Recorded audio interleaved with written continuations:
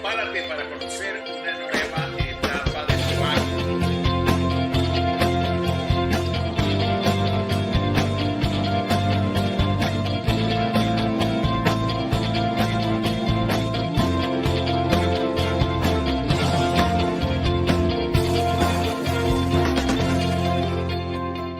Bienvenidos a Proactívate. Es hora de proactivarse, de poder disfrutar a través de nuestros invitados, sus experiencias, trayectorias profesionales, casos de estudio, recorrido profesional en diversas áreas de trabajo. Estamos transmitiendo en vivo y en directo a través de LinkedIn en Somos Proactive y a través de Facebook en @soyfranciscoduarte.com. Gracias a todos por estar el día de hoy conectados nuevamente. Les recordamos suscribirse a nuestro canal Proactívate en YouTube y esta entrevista será justamente publicada en ese canal el día de hoy, en la tarde del día de hoy, para que todos podamos también continuar disfrutándolo. También les recordamos suscribirse a nuestras redes sociales, @soyfranciscoduarte y @somosproactive. Gracias entonces a todos por estar conectados, gracias al equipo de Proactive también por participar y a todas las personas que están conectadas en este momento desde diversas latitudes. Bueno, el invitado de hoy es un invitado de lujo, es un invitado con una trayectoria profesional impecable, ha sido director de asuntos corporativos en diversas organizaciones a nivel internacional. Ha trabajado como director de asuntos corporativos de empresas tales como IBM, como British Petroleum, BP, como Statoil, como Banco de Venezuela, Grupo Santander. Ha sido realmente una trayectoria profesional importantísima la que ha tenido nuestro invitado. Y actualmente, y desde el año 2018, vive con su familia en Bogotá, en Colombia, también atendiendo la dirección de asuntos corporativos de una empresa internacional tan importante como lo es Cargill. Así que ha tenido una trayectoria importantísima. Él es licenciado en Administración de Empresas de la Universidad Católica Andrés Bello, tiene especializaciones en diversas universidades en Estados Unidos y en Reino Unido, y también ha sido un representante de asociaciones de voluntariado, ¿verdad? Por ejemplo, fue presidente del Dividendo Voluntario para la Comunidad, es una organización muy importante, y de diversas organizaciones justamente vinculadas a la responsabilidad social y el trabajo colaborativo. Publica un libro hace un año que se llama La Estrategia de los Intangibles, y justamente del título de ese libro y del contenido y de la importancia de este tema es lo que vamos a hablar el día de hoy. Él es Ramón Sosa y le doy la bienvenida a este espacio de Proactívate. Gracias, Ramón, por haber aceptado esta invitación, y el micrófono está de tu lado. Muchas gracias, Francisco, y saludos a todos los que están conectados a este importante programa de reflexión de todos los asuntos que tienen que ver con la gerencia y con el manejo de las relaciones entre los individuos y las empresas con su entorno en el mundo de hoy. Para mí es un gusto estar aquí contigo y compartir pues las inquietudes y las preguntas que pudieran tener, ¿no?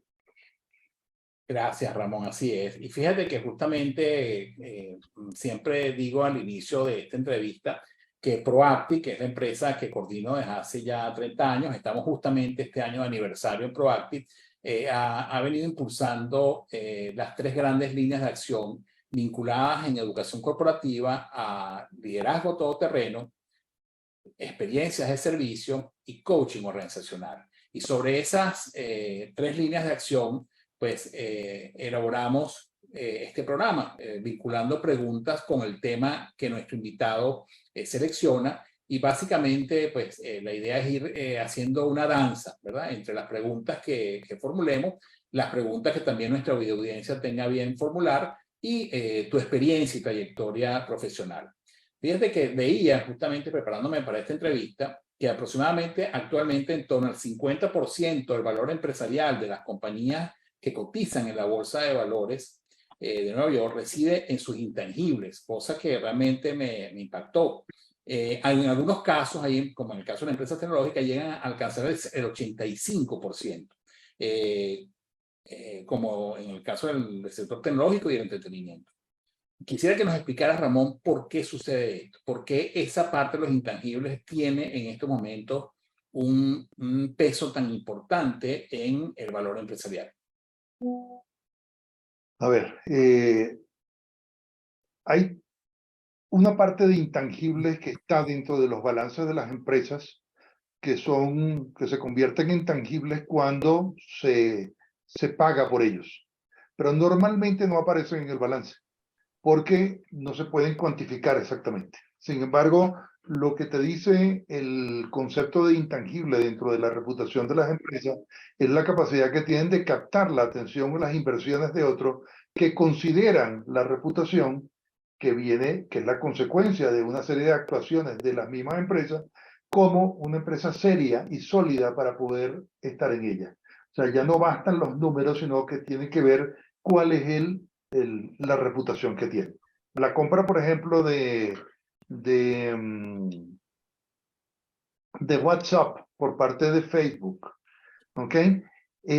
Pagaron 19.000 millones de dólares por WhatsApp. ¿Cuánto vale WhatsApp? ¿Por qué pagaron esa cantidad? Entonces, si tú te pones a ver, ellos al final valorizaron cada una de las personas que estaba en WhatsApp. Y el perfil de esa persona y la información asociada a esa persona que pudieran utilizar es lo que generó eso. Y creo que eran $45 por persona. Entonces, la parte que ellos pagaron de eso probablemente no eran 19.000 millones de dólares. A lo mejor lo habían valorado en 40.000 millones de dólares. Esos 19.000 millones que pagaron al final, eso va al balance. Pero si no, no lo tuvieron. Y si la empresa hubiera creado, ¿ok? La plataforma, por ejemplo, WhatsApp, nunca tuvo eso en su balance, porque ellos no podían cuantificar cuánto valía. Entonces, te estoy dando una medida de lo que significa, por ejemplo, tener el intangible, ¿ok? Y del valor que eso puede tener, ¿ok? Cuando tú lo creas, no lo puedes registrar en el balance. Ahora, en el caso de que tú pagues por eso, esa parte que pagaste va. Ahora, si tú valoraste que eso valía 40.000 millones de dólares y pagaste 20.000 millones de dólares, los otros 20.000 no los puedes contabilizar allí. Supondrás que vale el día que los vendas, pero no los tienes. Claro. Ahora, cuando hablamos de los intangibles en este mundo donde yo básicamente los reflejé aquí en el libro, estamos hablando de otro tipo de intangibles que tienen que ver con valores que son importantes dentro del valor de una empresa. O sea, una empresa, pues, nace, una empresa pequeña, un emprendimiento, nace como una idea que va tomando valor en la medida en que se va desarrollando y va interactuando con sus audiencias clave.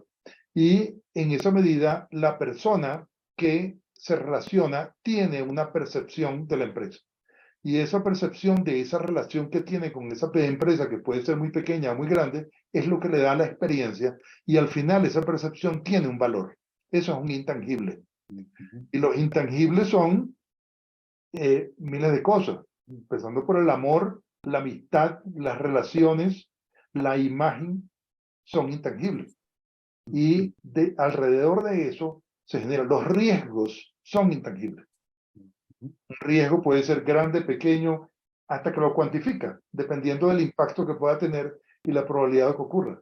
Y eso, en el caso de las empresas, es muy importante. Entonces, eso es por eso es que el intangible empezó a tener valor. Hace 40 años nadie hablaba del intangible. Cuando yo empecé a trabajar en estos temas, estas actividades no eran tan sólidas en las empresas.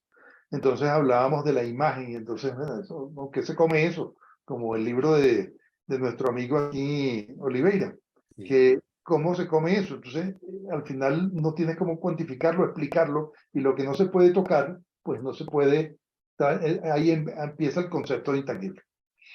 Claro. Sí, fíjate qué interesante todo esto que planteas, porque justamente hemos visto casos de empresas que prácticamente se han podido ir a la quiebra o si no han tenido grandes pérdidas, justamente por esta ponderación o no ponderación de los riesgos, ¿no? Como puede ser la opinión incluso de unos consumidores sobre la calidad del producto o sobre la contaminación eventual que puede tener el producto. Lo hemos visto en el caso de empresas de producción de lácteos, por ejemplo, para niños, ¿no?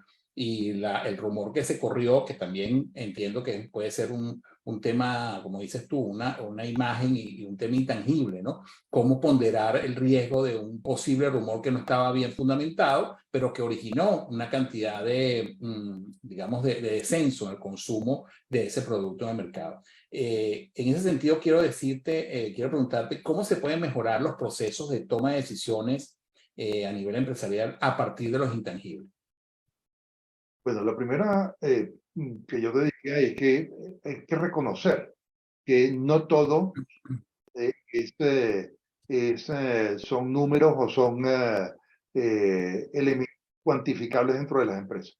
Hay una serie de elementos que hoy en día han ido creciendo, que hay que desarrollarlo, hay que posicionarlo, hay que llevarlo y que hay que hacer estrategia para lograrlo.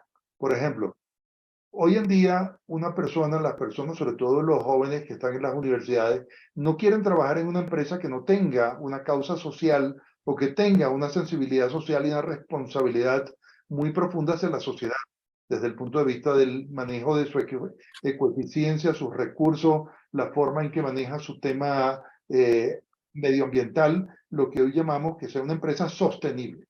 Entonces, le va a ser muy difícil captar talento si no tiene una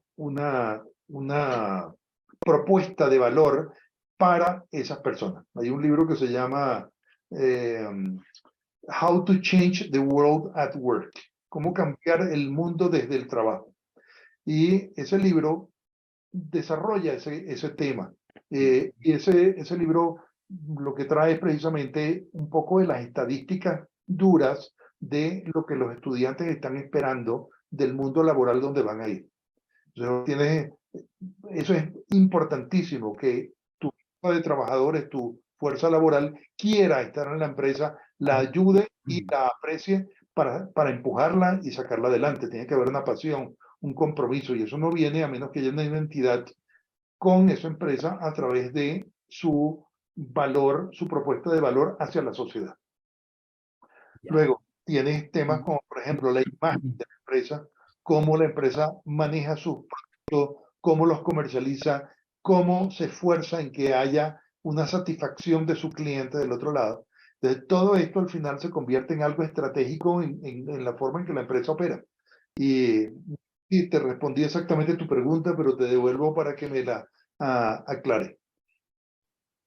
Bueno, básicamente esa es la respuesta que estás dando y yo diría más bien, igual te la reformulo, es qué recomendaciones, de acuerdo a tu experiencia, brindarías a los gerentes que buscan mejorar su capacidad para enfrentar estos desafíos del entorno empresarial, ¿no? Cuando yo me refería a cómo se influye en la toma de decisiones, tiene que ver esto. Tú, de acuerdo a tu experiencia, toda tu trayectoria en toda esta área de asuntos corporativos en diversas empresas, ¿qué le recomendarías tú a los gerentes en estos momentos para justamente enfrentar esos desafíos? Bueno, yo recomendaría primero definir de un término amplio lo que la empresa quiere y cómo quiere posicionarse en lo que está haciendo frente a su mercado, frente a su industria, frente a la sociedad. Eso incluye no solamente lo que se quiere lograr desde el punto de vista económico y de desarrollo, pues, de la actividad per se, sino cómo piensa trascender a la sociedad. Anteriormente solamente pensábamos, como digamos, en los términos duros. Y un emprendimiento, los emprendimientos, por ejemplo, que son empresas más frágiles, que están arrancando con una idea, ¿okay? Y un emprendedor no es otra cosa que un individuo que inventa la manera de resolver un problema de la sociedad y trata de hacerlo con tecnología y facilitarle la vida a la gente, ¿no? Entonces, en ese momento su foco está en lograr que eso les genere el ingreso y el retorno y que sea exitoso económicamente. Pero como tienen pocos recursos, no se focalizan sobre estos aspectos que también tienen un valor. Entonces, he pensado inclusive que este tema es una de las grandes debilidades por las cuales tenemos tanta mortalidad en los emprendedores, porque se posicionan demasiado en el tema de la idea, pero no se focalizan sobre la manera en que esa idea se conecta o ese emprendimiento se conecta con el mercado al que están atendiendo. Entonces, una estrategia de posicionamiento junto con el producto que ellos lanzan, pues sería lo que llamamos un combo ganador. Cuando solamente estás en el tema de negocio y no te da el número y está, porque obviamente con pocos recursos tienes que enfocarte ahí es donde está el problema. Realmente las grandes empresas tienen para pagar estrategias de este tipo y asesorarse, y el emprendedor no. Entonces, lo que he pensado más bien es, un emprendimiento mío sería cómo hacer que esto se convierta en una cosa tan accesible a todo el mundo, que tengas la fórmula para hacerlo, que ayude a que cualquier emprendimiento tenga la herramienta conexa a su plan de negocio y que esto lo ayude a hacerlo. Y eso que te lo estoy poniendo a nivel de emprendimiento porque es donde veo la mayor debilidad. Pero Claro, la mayor mortandad, exactamente, esas medias que tampoco utilizan esto, que tienen su mercado, etcétera, pero me están dejando en la mesa mucho del potencial si se establecieran el horizonte a donde quieren llegar. Muchas veces no se plantean ese horizonte y ese horizonte tiene que ver mucho más con todo esto que solamente con el desarrollo orgánico del crecimiento de su mercado. Ya. Bueno, aprovecho para saludar en nuestra videoaudiencia a dos participantes. Uno de ellos lo tendremos la próxima semana, Eduardo Gorch, que es el director regional a nivel latinoamericano en Siemens. Gracias, Eduardo, por estar conectado con Proactiva el día de hoy. Y también saludo a Pilar Patiño, quien es también amiga de esta casa y ha sido entrevistada aquí en Proactiva. Gracias, Pilar, por estar conectada. Eso realmente valoro, esa participación de ustedes en este programa. Fíjate, Ramón, que hablábamos de la mortandad a nivel de los emprendedores, ¿no? Y cómo pues eso impacta y quizás forma parte de lo que tú dices en términos de tus próximos aportes, ¿no? O reflexiones. Y ahora quisiera que me comentaras cómo ves tú la visión del futuro de la alta gerencia y cuáles son esas habilidades y competencias claves que entonces tú consideras que pueden ser desarrolladas para sobresalir en este mismo entorno que estamos comentando. Bueno, muy interesante la pregunta. Yo creo, me iría a mi base de mi metodología.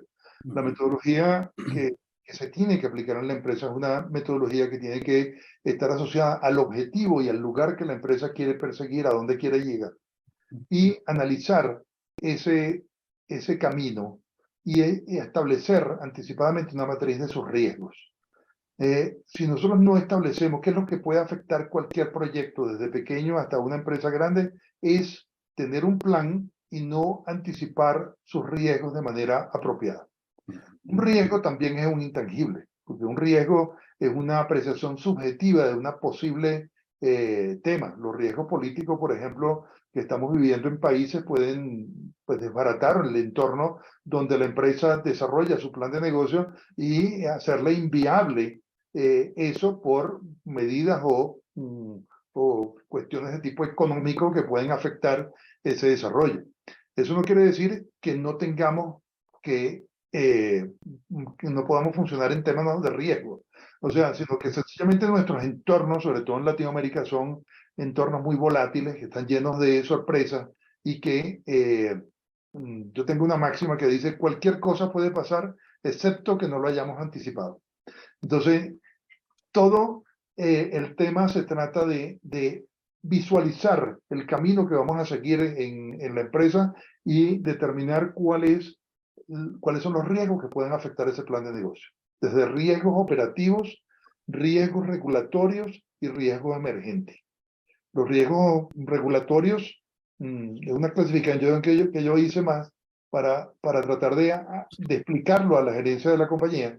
y me resultó como una reinvención de algo que lo veíamos en lo que estamos en este sector de otra manera, porque el regulatorio lo tenemos como separado y decimos lo regulatorio, bueno, lo que hay que hacer es cumplir. Bueno, sí, pero un incumplimiento de eso te puede descarrilar la empresa. Entonces, hay que ver cuáles son los riesgos de esos regulatorios, que son regulaciones que ya están vigentes y que tienen que cumplir, que pudiera acarrear un riesgo muy alto para la empresa y a darle un seguimiento. Luego los operativos son los que están vinculados con la operación diaria de la empresa. Y los emergentes son todos aquellos que se refieren a todas las legislaciones que pueden salir o venir, que pueden restringir las actividades que la empresa realiza. Entonces, digamos, ese es el esquema. Yo te diría que el tema aquí es el manejo de riesgo del entorno. Ese es el secreto de cómo asegurar que una empresa no esté en problemas con respecto a el mundo donde lo está desarrollando su negocio. Ok. Y qué importante esto que planteas, y también lo conecto con la siguiente pregunta, que es, ¿y cómo esos intangibles afectan o cómo puede gestionarse el tema de la relación entre la gestión de los intangibles y la innovación de la empresa? ¿Y de qué manera los intangibles influyen en el funcionamiento de la empresa y cómo pueden los intangibles también ser parte de ese proceso de innovación de la empresa? Bueno, fíjate, exactamente en la misma línea de lo que veníamos, los riesgos, que son intangibles porque es una apreciación de la oportunidad del entorno, genera una disminución de la capacidad automáticamente de crear y de pensar. Entonces, en el último año me he puesto a pensar que a veces pensamos mucho en el riesgo y no pensamos en la oportunidad. Entonces, exactamente la oportunidad es la capacidad que te da para la innovación. Si tú piensas que el entorno es favorable y que tiene oportunidades, así como tiene sus riesgos, entonces allí viene la creatividad y la innovación para ver cómo desarrollamos el acceso a esas oportunidades. Latinoamérica, por ejemplo, pues los últimos años, yo te diría los últimos 10 años, pues ha sido, podemos ir hacia atrás si quieres, porque nunca ha sido muy distinto, pero en los últimos 10 años nos ha cambiado mucho el entorno que teníamos y hemos aprendido las empresas a tener que confrontar situaciones muy difíciles para poder sobrevivir, ¿ok? Cosas que nunca vivimos anteriormente. Entonces, eso, si tú lo llevas a decir, vamos a irnos de aquí y regresamos dentro de 100 años, pues Latinoamérica va a estar aquí, es una zona donde se va a poder seguir haciendo negocio, la gente va a estar desarrollando sus oportunidades y no es una zona bélica ni que está en conflictos y que donde siempre se puede hablar y siempre se pueden resolver los problemas. Entonces, lo que estamos viendo es en este momento un cambio hacia el tema de las oportunidades que ofrece. Entonces, no ver tanto los problemas, sino ver eso. Y de eso, entonces, ¿qué hacemos para aprovechar esas oportunidades? Ahí hay que innovar, hay que crear. Y obviamente la innovación puede verse de distintos aspectos, pero si lo hablamos desde este aspecto, yo te diría que ese es el más importante. Luego la innovación desde el punto de vista interno, en la creatividad o para desarrollar productos nuevos o atender mercado, siempre y cuando estemos viendo lo positivo, vamos a ver esa oportunidad. Churchill decía que él era un optimista, porque ser de otra manera no le parecía que tenía ningún sentido. A mí tampoco.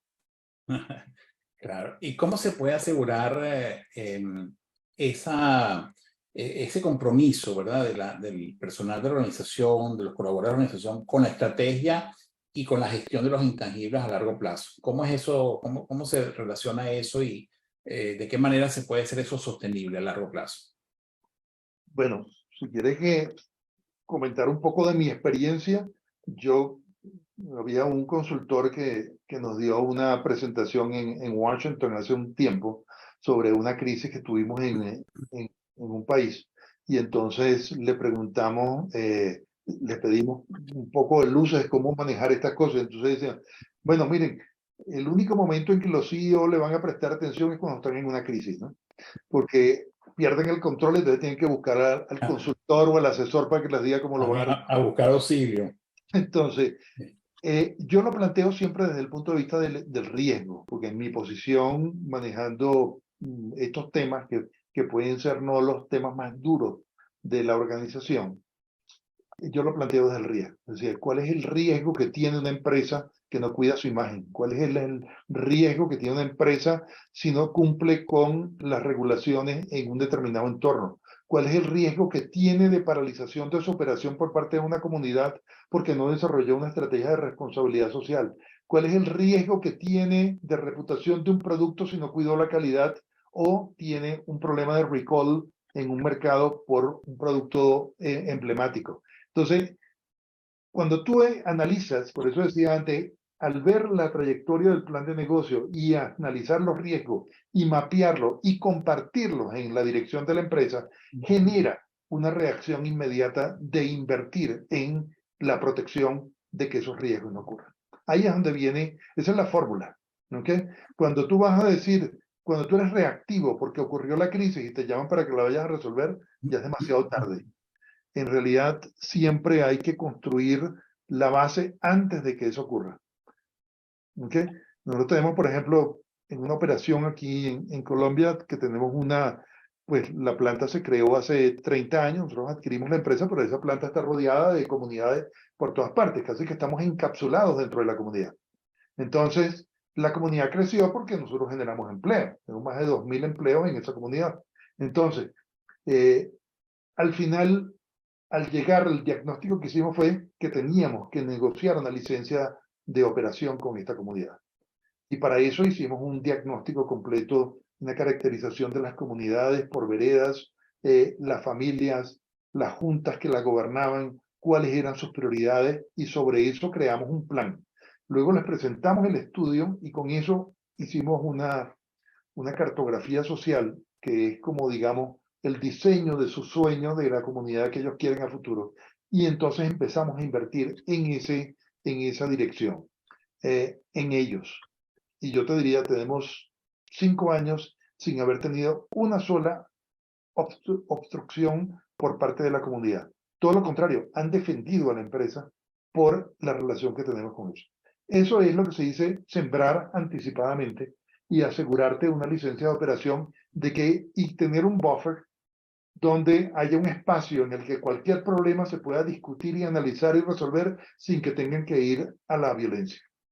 Para las comunidades de América Latina, la protesta y la reacción radical está basada en la experiencia del engaño y la falta de promesas no cumplidas por parte de las autoridades y por muchísimas frustraciones, donde ellos privilegian el conflicto versus el diálogo o la negociación. Y eso pues lo hemos visto a través de la historia. En el libro yo relato algunas experiencias en distintas etapas de mi vida profesional donde esos casos existieron y cómo se resolvieron. ¿Okay? Solamente que el aprendizaje más grande es que tenemos que entender precisamente esa lectura con inteligencia y actuar antes de que ocurra.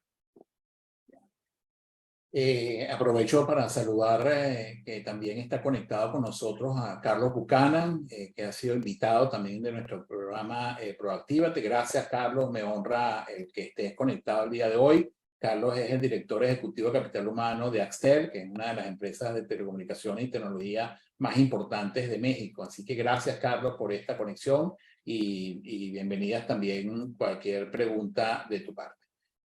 Fíjate que, Ramón, quería preguntarte también con relación a el tema de educación corporativa. Proacti, como comentaba, pues va a tener ya 30 años de experiencia de educación corporativa en el mercado a nivel latinoamericano. Y la pregunta que quiero hacerte es, ¿qué cambios consideras tú que debería hacer o debería hacerse en la educación corporativa para poder entender este tema de los intangibles, para poder tomar en cuenta todas estas transformaciones? Hay una parte muy importante que está Pilar ahí y es experta en todos estos temas. Yo me atrevería a decir que la empresa termina siendo una familia, ¿no? Entonces, si tú traes a alguien a tu familia, pues es alguien que conviva con los valores que tiene la familia. Normalmente contratamos un talento, pero subestimamos un poco la trayectoria de la persona, cuál ha sido su formación, si la persona ha sido un voluntario, si ha trabajado en causas sociales o solamente es una persona que trabaja por el dinero, etcétera. Hoy en día eso está tomando mayor importancia, porque traer personas, por ejemplo, en un negocio industrial, eh, tenemos distintos negocios, pero en una división que tenemos como industria, tenemos casi 6.000 empleados dentro de la planta y están trabajando codo a codo en 3 plantas distintas, ¿no? Pero se requiere que, por ejemplo, para el tema de seguridad, cada trabajador cuide al otro. O sea, hoy en día no es que tú te cuides, sino que te cuidas y tienes que cuidar al otro. Mira, si alguien está tomando una imprudencia o ve un posible accidente, el objetivo es que haya cero riesgo y que las personas regresen a su hogar de donde vinieron en la mañana y que puedan regresar a su hogar sanas y salvos, tal cual como llegaron a nuestra operación. Entonces, esos conceptos se han ido ampliando a esto que les estoy narrando. Entonces, si una persona, por ejemplo, tiene una comunidad por allá cerca de la costa Atlántico en Cartagena, que las personas de esa comunidad no tienen una cultura del otro, sino del individualismo. Entonces me dice la gerente de la planta, es que estas personas tienen esa característica así. Entonces le terminé diciendo, yo le dije, pues en esa comunidad estamos haciendo trabajo social y apoyando a la comunidad. Nosotros concentraremos en esa comunidad eso, pero contrata de la otra. ¿Por qué? Porque yo no quiero tener dentro de mi equipo gente que tenga una característica que no pueda funcionar dentro de la cultura organizacional que nosotros estamos construyendo. Entonces, lo estoy poniendo en términos muy claros, ¿ok? Con un ejemplo muy concreto. Y a veces una organización puede sufrir por tener clima interno que no es apropiado porque termina siendo una, unos contrapesos internos que no permite que el liderazgo o la dirección que se le quiera dar termine siendo una sinergia entre todas las personas del equipo. No tienen que ser todos iguales. No estoy hablando de no tomar la diversidad como punto focal del asunto, porque al final siempre vamos a ser todos distintos, pero tiene que haber unas características para el tipo de cultura o el tipo de trabajo que vamos a hacer. Entonces, eso me parece muy importante tomar en cuenta eso. Entonces, las empresas terminan siendo equipos de trabajo que uno puede, yo le digo familia por el tema de los valores, ¿ok? Porque una persona que no comparta los mismos valores, pues de repente no se va a sentir ni a gusto o no va a sumar dentro de lo que queremos formar como organización. Y hoy en día, como eso es intangible, son parte de lo que las mismas personas buscan dentro de una relación empresarial o de trabajo. Entonces es importante que esos climas sean muy sanos. Fíjate, y totalmente de acuerdo con lo que planteas con relación a eso, porque esa es la base para poder justamente sentirse satisfecho y a gusto en cualquier familia, como dices tú, pues, ¿no? Ramón, en Proactive, una de las líneas de acción que desarrollamos es el liderazgo todoterreno. ¿Qué es para ti un líder todoterreno? Un líder todoterreno es una persona que está dispuesta a trabajar con todos y con todo por todo.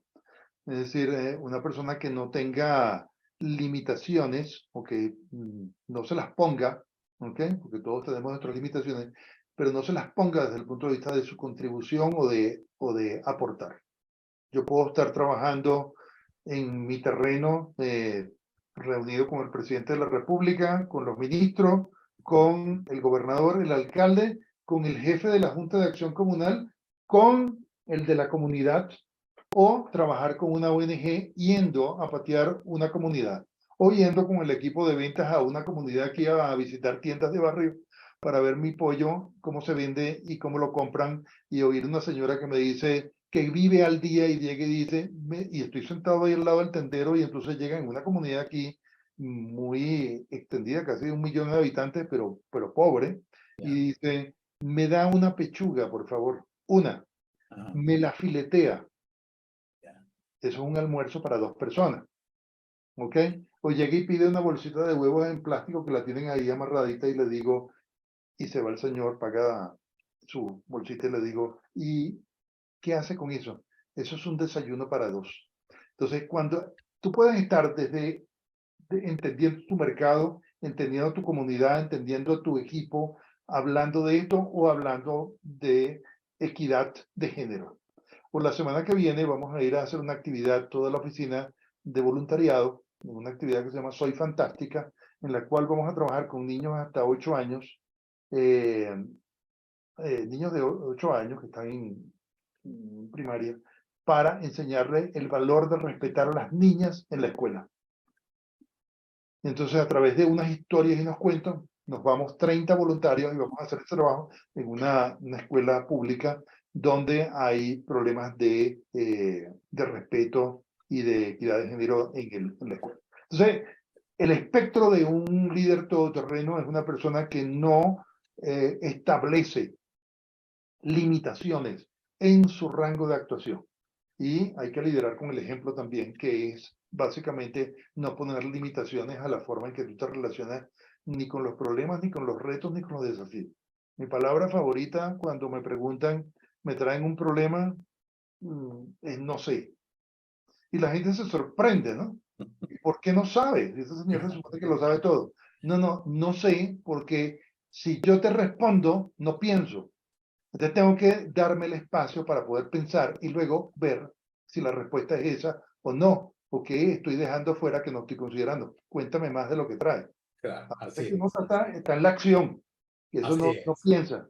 Pero cuando te vienen a plantear un problema y quieren una opinión, no sé, déjame ver. Claro. No, y además que la importancia de declararse aprendiz es justamente esa que tú mencionas, de poder explorar otras posibilidades que inicialmente no las tengas presentes, ¿no? Así que es fundamental. Ramón, en esta parte quisiera, por favor, hacerte unas preguntas con relación a tu trayectoria. Y en ese sentido, háblanos de un error que hayas cometido en tu práctica gerencial y que aprendiste de ese error. Muchos. En el libro me refería a uno en particular, un día que estando en Venezuela con BP, anunciamos, y lo narré en el libro además, dimos una rueda de prensa el día que decidimos entrar a crear las estaciones de servicio de gasolina BP. Ya habían entrado las otras compañías, ya Shell, Mobil, todas estaban vendiendo Texaco, tenían sus estaciones. Nosotros llegamos tarde a la fiesta, ¿no? Y entonces lanzamos eso. Me acuerdo que el titular que pusieron en el periódico de BP to the rescue, así como el rescate, ¿no? Entonces, en ese tema me agarró un periodista de Reuters y me pregunta sobre la operación de petróleo, que no teníamos, que no era lo que estábamos tratando en ese momento. Y yo en un acto de sinceridad pues le dije una respuesta que bueno, que no estábamos logrando los resultados que queríamos, pero que estábamos buscando alcanzar eso. Bueno, ese día la bolsa de Londres tumbó la acción de BP por mi declaración, que este hombre la puso como una gran verdad y no sabía la trascendencia que podía tener eso. Entonces, él sacó un cable de Reuters ese día que se por todo el mundo diciendo que BP, sus expectativas en Venezuela habían bajado porque no habían conseguido los volúmenes que querían y se cayó la acción y me llamaron de Londres y tal. Y bueno, eso fue uno de mis peores momentos. Pero bueno, como lo pongo en el libro, me perdonaron y seguí adelante. Pero Interesante. ¿Ah?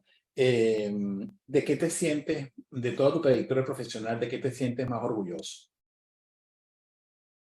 me siento orgulloso de la contribución que he hecho a cada una de las empresas en las que he podido trabajar.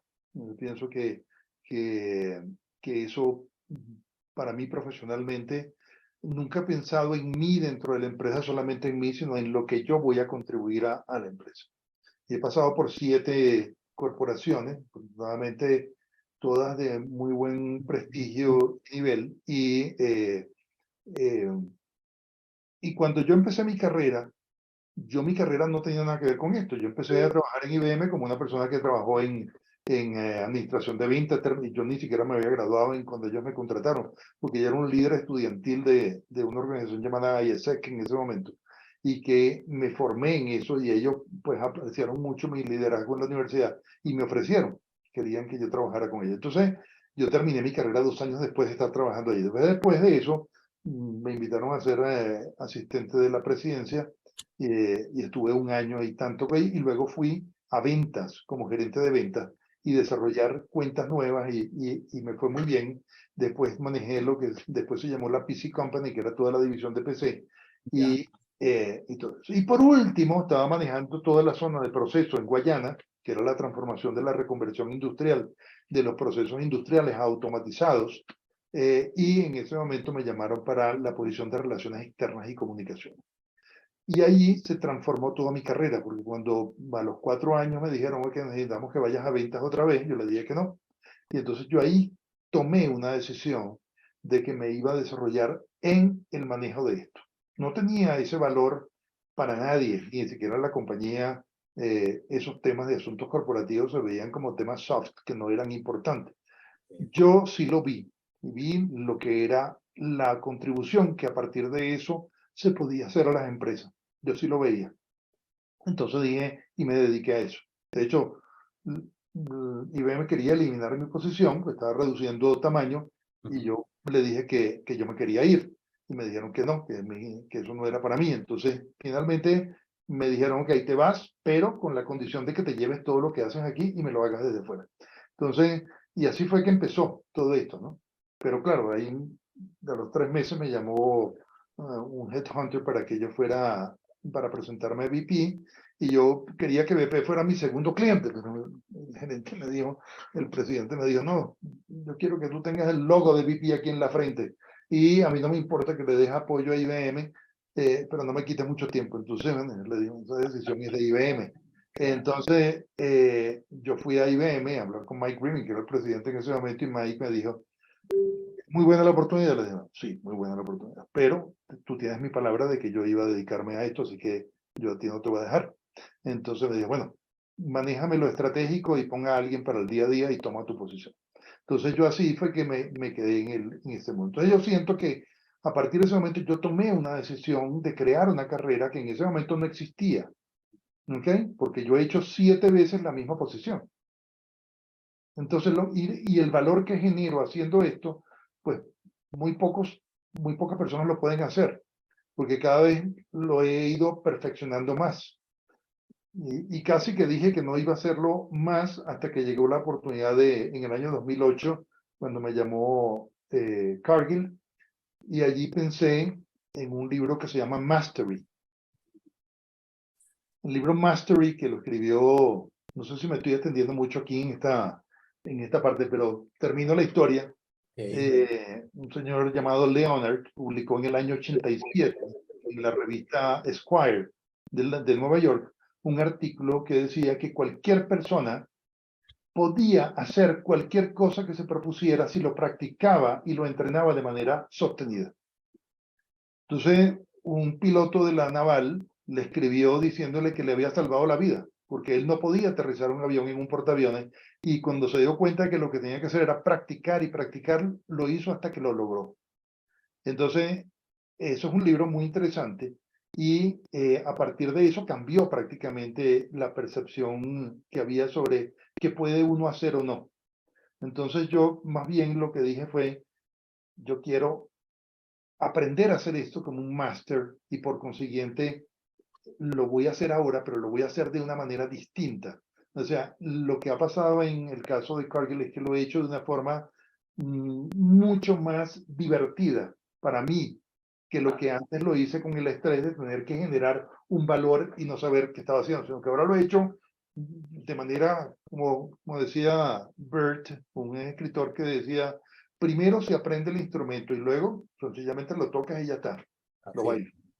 ¿Qué preguntas recomendarías que se hiciesen los líderes de capital humano, de las áreas de capital humano? Bueno, yo tengo muy buenas experiencias con líderes de capital humano, pero yo creo que hoy en día pues no hay un líder de capital humano como director de recursos humanos que sea el dueño de eso. Cada uno de nosotros es líder de capital humano, y cada persona con la que trabajamos y que genera valor para lo que nosotros hacemos, o los colaboradores que tenemos, o los aliados que tenemos para producir algo, son personas que tienen todos sus pensamientos, sus sentimientos, son seres humanos. Y como seres humanos tienen un pensamiento, una aspiración, unas preocupaciones y tienen sus miedos y tienen sus metas. Entonces, yo creo que lo primero que tenemos que hacer como líderes es conectarnos con esa persona, valorar eso y siempre estar, como digamos, pendientes de lo personal. Yo hoy en día me pregunta, muy difícil que yo hable con una persona que no lo salude, si no lo he visto inmediatamente, y no le pregunte cómo estás, cómo está tu familia, cómo te sientes, etcétera. Y sobre todo después de la pandemia, creo que esto nos ha dejado una gran lección de que no podemos suponer que los demás están bien, sino que tenemos que preguntar y preocuparnos y ocuparnos del otro. Así es. Y nuevamente totalmente de acuerdo contigo, ¿no? El valor de la persona pues, sigue siendo un tema esencial para poder avanzar en cualquier proceso de gestión. Ramón, ya entrando a conocer un poco más de Ramón Sosa como persona, justamente esto que estamos conversando. ¿Qué haces para divertirte? Bueno, yo soy jugador de golf, que es lo que hago. Me dedico siempre un día al fin de semana a jugar. No soy jugador de semana, sino de fin de semana. Ya. Entonces, Aquí hay varios jugadores de golf, ¿oíste? bueno, En esta videoaudiencia que también comparten ese deporte, pues, ¿no? hay gente que ve el golf como un deporte aburrido o no sé, O el pero idesco, sí. ¿No? el que lo juega sabe que el golf es un deporte muy difícil porque necesita de muchísimos valores que te ayudan también en la vida, ¿no? Tienes que tener muchísima paciencia, mucha resiliencia, mucha tolerancia, porque no siempre las cosas van a salir bien. De repente salen bien, porque normalmente uno está luchando con algo y uno juega contra uno mismo, ¿no? Pero ir al campo, estar en la naturaleza, y eso me divierte mucho. Y viajar siempre ha sido una de mis pasiones en la vida. Creo que es lo que más disfruto, organizar un viaje y ir. Y creo que otra cosa que me divierte mucho también es aprender, ¿no? Acabo de arrancar un posgrado hace unos días y me tienes totalmente entusiasmado volver y sentarme en un salón de clases con colegas a aprender y estudiar. Creo Sí, que uno nunca debe dejar de estudiar. O sea, en la época que yo estaba en IBM pareciera como que uno tenía que demostrar que uno lo sabía todo para que te llevaran a la siguiente posición. Y claro. después, y con BP aprendí más bien que los ingleses, que siempre teníamos un estereotipo de que eran unos tipos muy inalcanzables y tal, eran las personas más sencillas y más prácticas que yo conocí. Entonces yo aprendí muchísimo con ellos.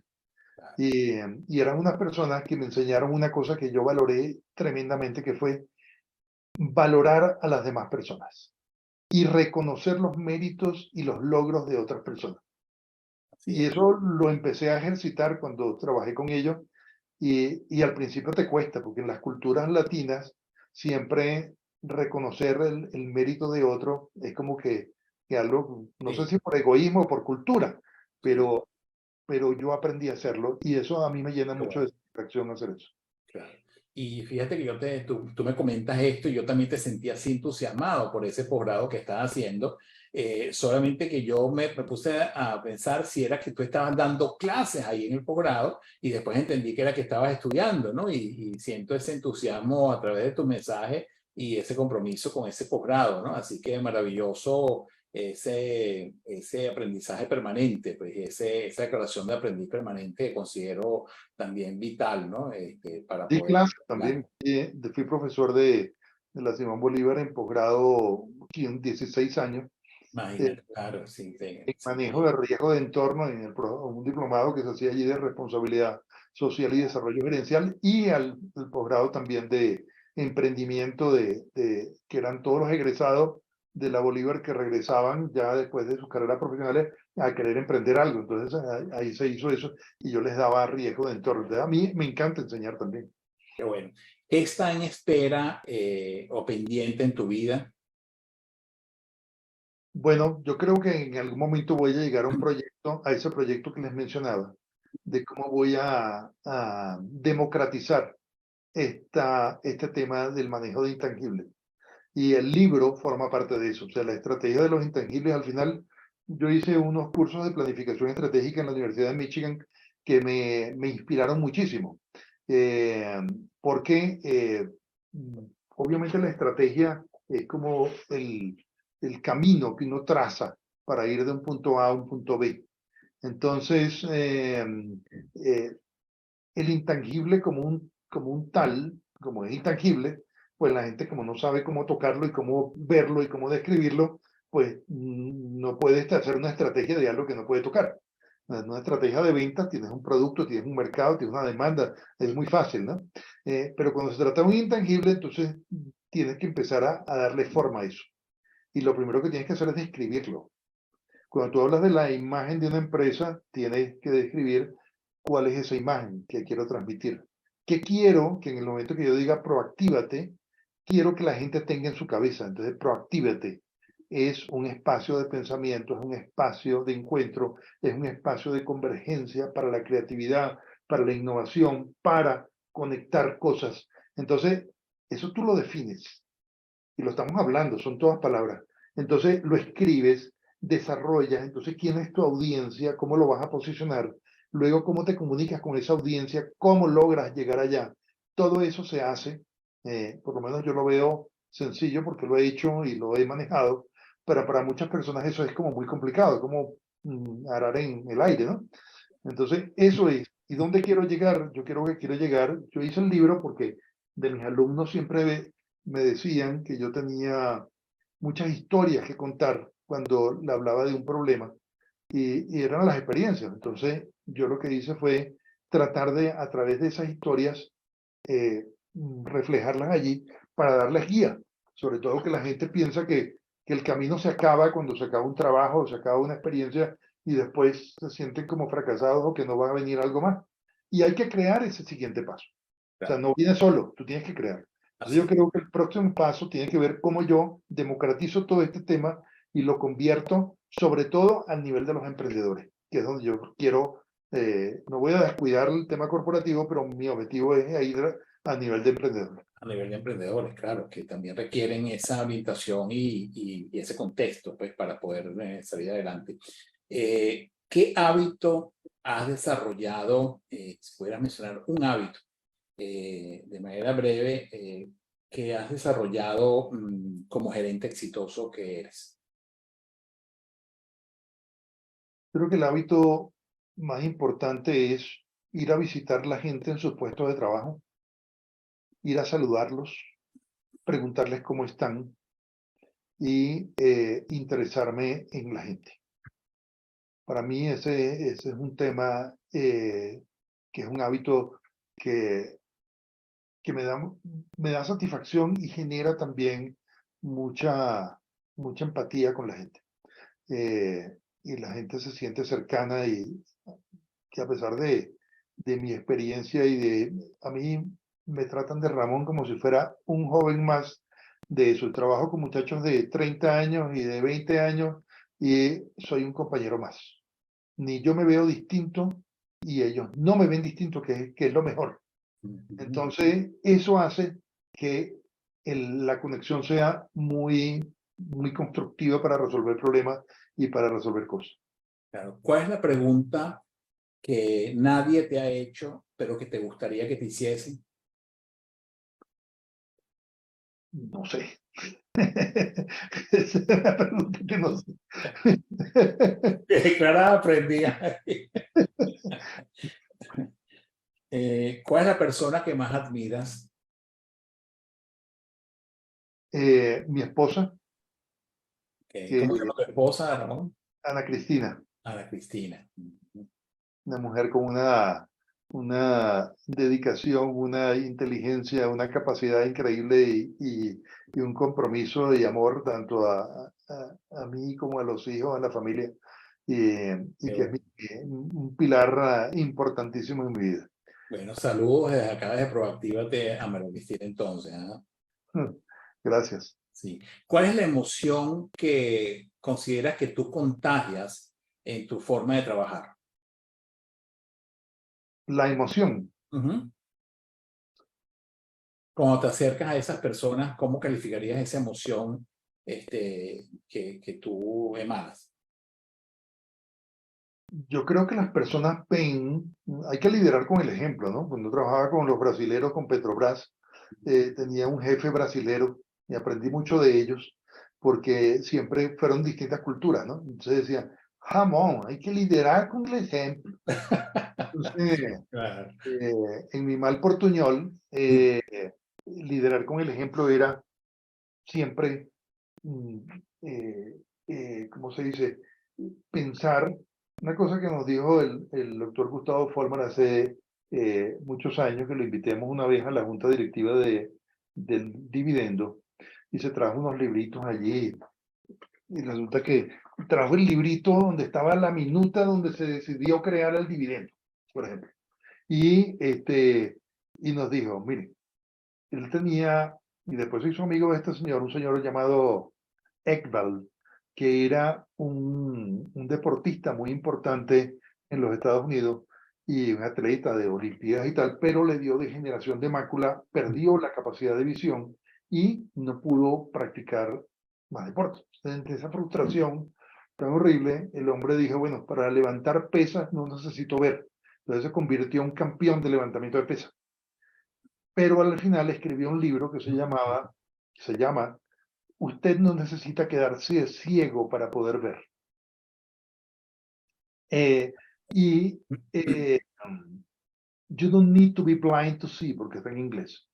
Entonces él trajo ese libro y otro libro que se llamaba The Ultimate Gift, el último regalo. Ambos libros son muy buenos. Yo les recomiendo más el segundo, The Ultimate Gift, que el primero. Pero en el primero viene la frase que el doctor Folmer nos quiso compartir, donde decía, hablaba sobre el liderazgo y decía que el liderazgo era, el liderazgo estaba presente y que los líderes siempre estábamos siendo observados y que no importa si usted es el jefe de los barrenderos, que los demás barrenderos van a ver al coordinador de su profesión o de su trabajo. Entonces, que nosotros tenemos que tener eso en la mente y siempre estar presentes de que estamos siendo observados.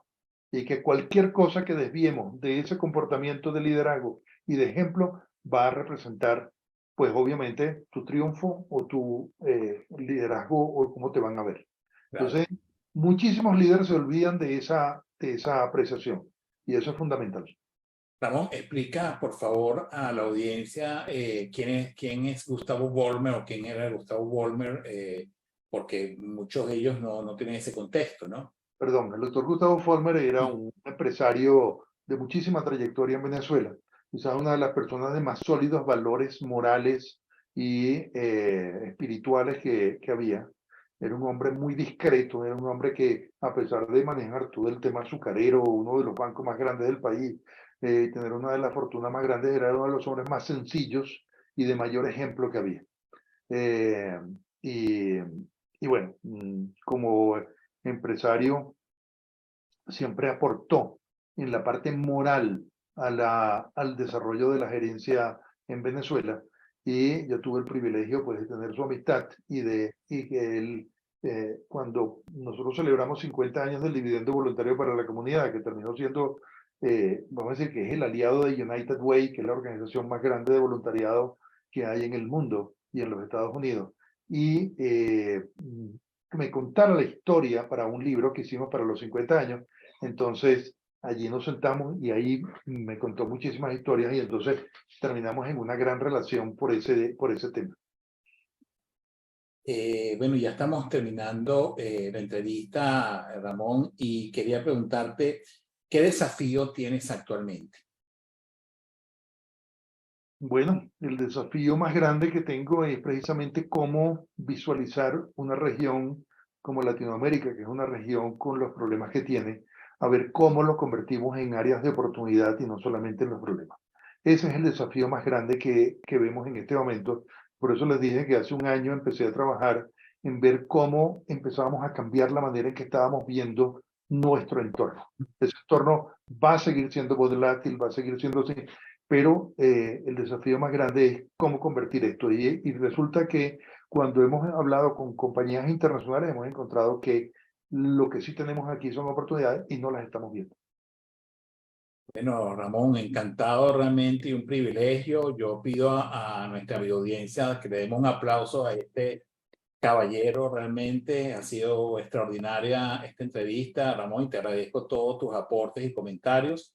Quiero también ya para finalizar que te puedas despedir de nuestra audiencia y agradecerte en nombre de todos nosotros pues, de tu intervención y tus maravillosos comentarios. El micrófono está de tu lado.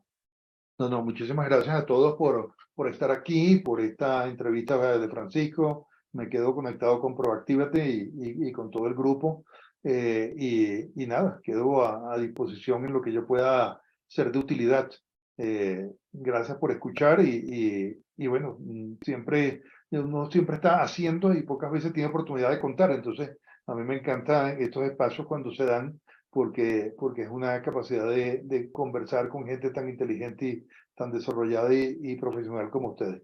Muchísimo gusto y gracias. Gracias a ti, Ramón. Gracias por haber estado aquí con nosotros. Gracias a todos los que están conectados con nosotros por las diversas redes. Les recuerdo que el próximo miércoles estaremos a la 1 p.m. horario del este de los Estados Unidos con nuestro invitado también que está conectado el día de hoy, Eduardo Gorch. Él es el presidente de Siemens en Latinoamérica, así que les invito pues a también a escuchar toda la experiencia de Eduardo y toda su trayectoria profesional también de lujo y que podamos aprender de todos sus trayectorias.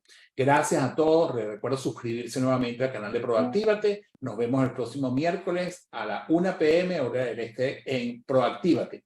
Gracias a todos y bendiciones para su familia. Prepárate para conocer una nueva